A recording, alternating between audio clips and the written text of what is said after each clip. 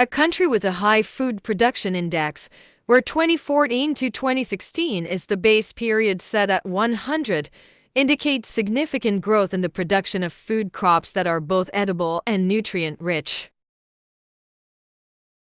This increase suggests effective agricultural practices, favorable climatic conditions, or government policies promoting food production, contributing to improved food security and economic stability.